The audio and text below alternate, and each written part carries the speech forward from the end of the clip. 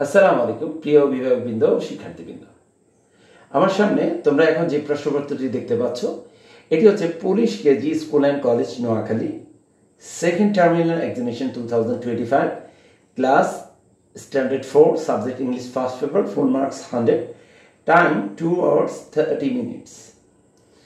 আমরা আজকে যে প্রশ্নপত্রটি নিয়ে আলোচনা করব এটা হচ্ছে police KG school and college Noakhali সদরে অবস্থিত। এটি সেকেন্ড টার্মিনাল এক্সামিনেশন 2025 ক্লাস হচ্ছে 4 ইংলিশ ফার্স্ট পেপার। আমরা প্রথমে যদি একে চলে আসি, এখানে নাম্বার 1 এক নং কোশ্চেন অ্যান্সারে বলা হয়েছে ডিকটেশন, এরপরে রয়েছে এর সামনে কত 5 মার্কস।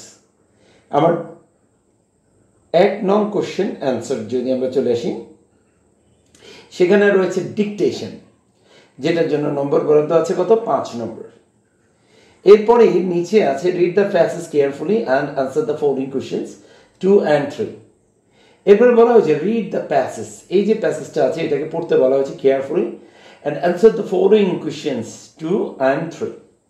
আমার এখানে একটা প্যাসেজ দেওয়া আছে এবং এই প্যাসেজটা আমাদের যে টেক্সট বুক আছে সেখান থেকে দেওয়া হয়েছে। এখন এর পরেই প্যাসেজটা পড়ার পরেই আমরা কি করব, আমাদের এখানে 2 নং এবং 3 নং কোশ্চেন অ্যান্সার করব। আমরা 2 নং কোশ্চেনে বলা হয়েছে fill in the gaps from the above text. এখানে বলা হয়েছে ফিল ইন দ্য 2 নং কোশ্চেন অ্যান্সারে বলা হয়েছে fill in the gaps with above text. এখানে নম্বর দেওয়া আছে কত 5। এখানে প্রশ্ন আছে কয়টা, 1টা 2টা 3টা 4টা 5টা 5 কোশ্চেন্স। আচ্ছা, এখন আমাকে কি করতে হবে, উত্তরটা লিখতে হবে। প্রথমে এতে বলা হয়েছে Alex is a dash citizen. আচ্ছা, আমার এখানে অ্যালেক্স সম্পর্কে দেওয়া আছে, এখানে সে বলেছে আই এম ব্রিটিশ, তাহলে Alex is a British citizen আমরা বলতে পারি। রোমান বিতে বি নম্বরে বলা হয়েছে sometimes Alex dash fried eggs. আবারও যদি আমরা চলে আসি, এখানে বলা হয়েছে sometimes Alex dash fried eggs. এখানে বলা হয়েছে sometimes I have fried eggs. তাহলে এখানে অ্যালেক্স, এখানে হচ্ছে সামটাইমস আই সাথে হ্যাভ বসে, অ্যালেক্স হ্যাজ হতে পারে, ফ্রাইড এগস হতে পারে। সি নাম্বার বলা হয়েছে হেভা ইজ ফ্রম ড্যাশ। আমরা এখান থেকে পড়ে দেখেছি হেভা ফ্রম সৌদি আরবিয়া, তাহলে আমি এখানে লিখতে পারি Heba is from Saudi Arabia. এরপরে 4-এ বলা হয়েছে milk is not liked by dash.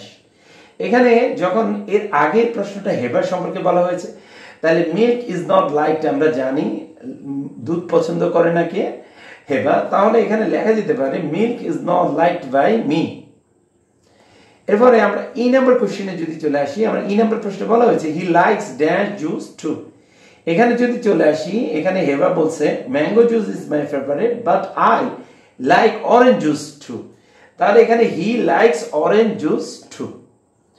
এরপর আমরা 3 নং কোশ্চেনে চলে আসি। আমার 3 নং কোশ্চেনে বলা হয়েছে write true for the correct statement and false for the incorrect statement. If false write the correct answer. Write true লেখো সত্য, ফর দ্য কারেক্ট স্টেটমেন্ট সঠিক উত্তরের জন্য, and false for the correct statement, এবং ফলস লিখবো কি জন্য, for the incorrect statement ভুল বিবৃতির জন্য। এই ফলস যদি ফলস হয় রাইট দ্য কারেক্ট অ্যান্সার, সঠিক উত্তরটি লিখতে বলছে আমাকে। তাহলে আমরা যদি প্রথমে এ তে চলে আসি, 3 নং কোশ্চেনে Heva's family drinks a lot of milk. আমার এখানে এর উত্তর বাংলা অর্থ হচ্ছে হেভাস ফ্যামিলি, হেভার পরিবার ড্রিঙ্ক কি করে, ড্রিঙ্কস করে এ লট অফ মিল্ক প্রচুর। এখানে আমরা জানি এই কথাটা ভুল বলা হয়েছে, তাহলে এটা হচ্ছে ফলস। আর কারেক্ট যদি অ্যান্সার আমরা আসি, আমরা বলতে পারি হেভাস ফ্যামিলি ডিডন্ট বা না ডোন্টস লিখতে পারি, Heva's family don'ts drinks a lot of milk. আচ্ছা,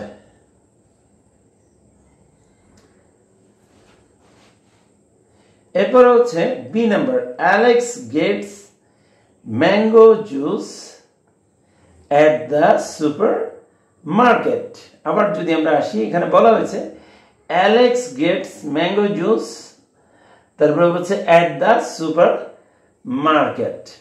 এখানে ম্যাঙ্গো জুস সম্পর্কে যেটা বলা হয়েছে এবং but we can get mango juice from supermarket, তাহলে বি নাম্বারে যে উত্তরটা Alex get mango juice, Alex mango juice সংগ্রহ করতে পারে কোথা থেকে? At the supermarket. তাহলে এটা হচ্ছে ট্রু, বি নাম্বার উত্তর ট্রু। সিতে চলে আসি, the weather in Saudi Arabia is really cold. এখানে বলছে দ্য ওয়েদার, ওয়েদার তো আবহাওয়া in Saudi আরবিয়া, Saudi Arabia is really cold, সত্যি হচ্ছে কি ঠান্ডা। তাহলে আমরা জানি এই বিবৃতিটা হচ্ছে কি ফলস, তাহলে আমার সি নাম্বার উত্তর হচ্ছে ফলস। কারেক্ট অ্যান্সার হচ্ছে the weather in Saudi Arabia is really hot, কোল্ডের জায়গায় কি হবে? হট হবে। আচ্ছা, এরপরে ডি নাম্বার আমরা চলে আসি, Alex favourite juice is apple juice. অ্যালেক্সের ফেভারিট, প্রিয়, ফেভারিট মানে প্রিয় জুস হচ্ছে অ্যাপেল জুস। এখানে বলা হয়েছে apple juice is my favourite, তাহলে এখানে অ্যালেক্স সম্পর্কে বলা হয়েছে, তাহলে Alex favourite juice is apple juice, তাহলে এটা ডি নাম্বার উত্তর হচ্ছে ট্রু। এরপর ই নাম্বারে বলে হেভা গেটস আপ অ্যাট 5 AM। হেভা কি করে? 5টায় ঘুম থেকে ওঠে, তাহলে আমরা বলতে পারি যে এই বিবৃতিটা হচ্ছে কি ট্রু, তাহলে ই নাম্বারের উত্তর হচ্ছে কি ট্রু। আচ্ছা, এরপরে আমরা 4 নং কোশ্চেনে চলে আসবো। আমার 4 নং কোশ্চেনের জন্য মান বন্টন দেওয়া আছে কত? 10। এখানে আমরা বলছি write the meaning of the following words any 10। Right অর্থ লেখো, দ্য মিনিং, মিনিং অর্থ অর্থ, অফ দ্য ফলোইং ওয়ার্ডস, এই যে নিচে যে ওয়ার্ডগুলো আছে সেগুলোর এনি 10, যে কোনো 10টা, নম্বর দেওয়া আছে 10। এখানে আছে greetings, visit, rest, live year, allowed, exhibit, throw, cheese, painter, list, font, accept. আমার এখানে 4 নং যে ওয়ার্ডগুলো আছে এগুলো আমি কি করব? মিনিং লিখব। এরপর আমরা 5 নং কোশ্চেনে চলে আসবো। 5 নং কোশ্চেনে বলা হচ্ছে make complete sentences using the following ওয়ার্ডস। আমার 5 নং প্রশ্নে বলা হয়েছে make complete sentences. Complete sentence মানে কি? সম্পূর্ণ বাক্য, ইউজিং দ্য ফলোইং ওয়ার্ডস, নিচে যে ওয়ার্ডগুলো আছে এনি 5, নম্বর দেওয়া আছে কত? 5। আমার এখানে যে ওয়ার্ডগুলো আছে সেগুলোর মধ্যে রয়েছে বাই, ফেমাস, ট্রাভেল, লাভ, তারপরে হচ্ছে ফেভারিট, টুমরো। 5 নং কোশ্চেন বলা হয়েছে make complete sentences. Complete sentence লেখো using the following words any 5, নম্বর দেওয়া আছে 5। এরপরে আমরা চলে আসি 6 নং কোশ্চেনে। আমার 6 নং কোশ্চেনে বলা হয়েছে write the rhyme. Write the rhyme, কি করবা? কবিতাটা লিখবা, ছড়াটা লিখবা।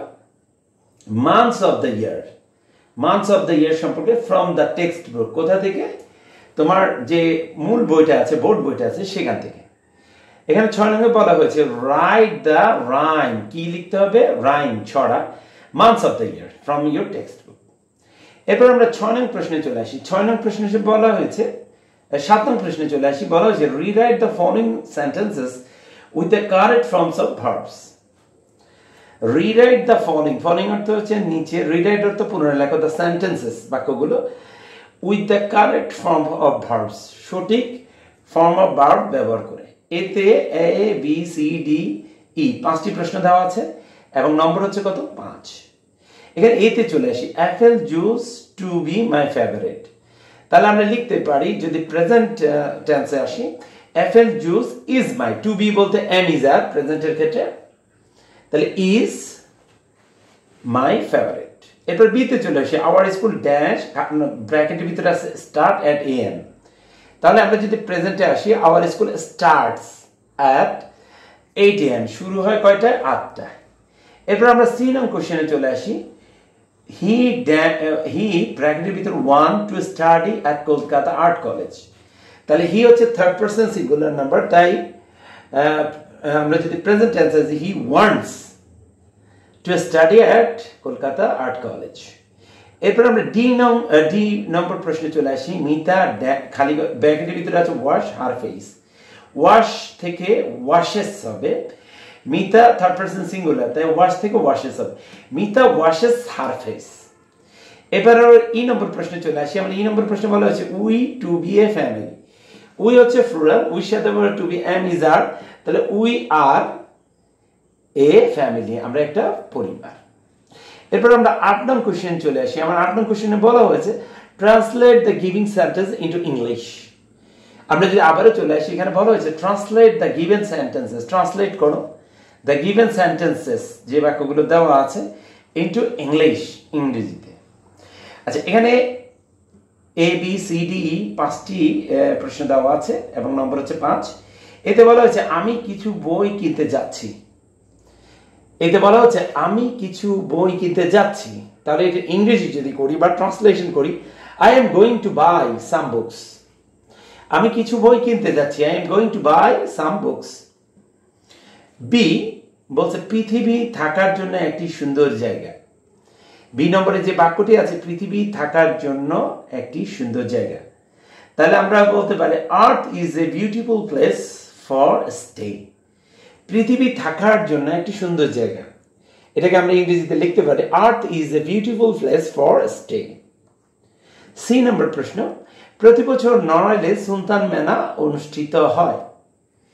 সি নম্বরে হচ্ছে প্রতি বছর নড়াইলে সুলতান মেলা অনুষ্ঠিত হয়, তাহলে আমরা লিখতে পারি সুলতান মেলা is held every year in Narail. প্রতি বছর নড়াইলে সুলতান মেলা অনুষ্ঠিত হয়। সুলতান মেলা is held every year in Narail. আচ্ছা, ডি নম্বর প্রশ্নে বলা হয়েছে সে তার স্কুলে হেঁটে যায়। সে তার স্কুলে হেঁটে যায়, তাহলে এটার ইংরেজি হচ্ছে he works in his school. সে হেঁটে তার স্কুলে, he works in his school. তারপর হচ্ছে ই নাম্বারে বলা হয়েছে তুমি সঠিক, এটা হচ্ছে ইউ আর রাইট। তুমি সঠিক, এটা ট্রান্সলেশন করলে হয় ইউ আর রাইট। এরপরে 9 নম্বর কোশ্চেন চলে আসি, answer the following questions any 5, যে কোনো 5টা। এখানে A B C D E F 6টা প্রশ্ন দেওয়া আছে। এখানে আমার টেক্সট বুক থেকে 6টা প্রশ্ন দেওয়া আছে, এখান থেকে আমি 5টি প্রশ্নের উত্তর দিব। এতে বলা হয়েছে what class is Mita in. Mita কোন ক্লাসে পড়ে। বিতে বলা হচ্ছে how many days are there in a year. How many days কতদিন, আর দেয়ার ইন এ ইয়ার এক বছরে। সিতে বলা হচ্ছে what did S M Sultan travel. আবার যদি চলে আসি, এখানে বলা হচ্ছে হোয়াট ডিড কোথায়, S M Sultan travel, S M Sultan ভ্রমণ করেছেন। ডিতে চলে আসি, হু ইজ জাহানারা বেগম, কে হয় জাহানারা বেগম। এরপর ইতে চলে আসি, how long did S M Sultan go to school. How long did S M Sultan, S M Sultan কত বছর যাবত স্কুলে গিয়েছিলেন বা কত বছর পর্যন্ত বিদ্যালয়ে গিয়েছিলেন। এরপর আমরা 1 নম্বর প্রশ্নে চলে আসি, what is leap year. Leap year কি, what is leap year, leap year কি। এরপর আমরা 10 নং কোশ্চেনে চলে আসবো। আমার 10 নং কোশ্চেনে বলা হচ্ছে রাইট এ প্যারাগ্রাফ। একটা প্যারাগ্রাফ লেখো, your daily routine or your breakfast. আমরা যদি চলে আসি, এখানে 10 নং কোশ্চেনে বলা হয়েছে রাইট এ প্যারাগ্রাফ, একটা প্যারাগ্রাফ লিখতে হবে your daily routine. Your daily routine বলতে my daily routine or your breakfast. Your breakfast বলতে তোমাকে লিখতে হবে মাই ব্রেকফাস্ট সম্পর্কে। 10 নঙ্গে যে প্রশ্নটা দেওয়া আছে প্যারাগ্রাফ, এটার নম্বর দেওয়া আছে কত, 10। এছাড়াও আমার টিউটোরিয়াল যে পরীক্ষাগুলো অনুষ্ঠিত হয়েছে সেখানে রয়েছে 20, রিডিং এ রয়েছে 5 এবং হ্যান্ড রাইটিং এ রয়েছে 5 মার্কস। ইন টোটাল হচ্ছে 100 মার্কস। আমরা যদি একটু ভালোভাবে লক্ষ্য করি, আমার এখানে 100 মার্কস সম্পর্কে পুলিশ কেজি স্কুল এবং কলেজের যে মানদণ্ডটা আছে সেটা দেওয়া আছে, এবং আমাদের সেকেন্ড টার্মিনাল যে এক্সামিনেশনটা ইংলিশ ফার্স্ট পেপারে অনুষ্ঠিত হয়েছে সেটা এখানে দেওয়া আছে। আমাদেরকে এখন যে কাজটি করতে হবে, আমাদের এই যে বার্ষিক পরীক্ষার যে সিলেবাসটা সেটা আমাদেরকে সম্পূর্ণরূপে প্রস্তুতি নিতে হবে, এবং আমাদেরকে এই যে প্রশ্নের যে ধারাবাহিকতা বা মানবন্টন সেটা সম্পর্কে পরিপূর্ণ ধারণা থাকতে হবে। সবাইকে ধন্যবাদ জানিয়ে আমাদের আজকের উপস্থাপনা এখানে শেষ করছি। আসসালামু আলাইকুম।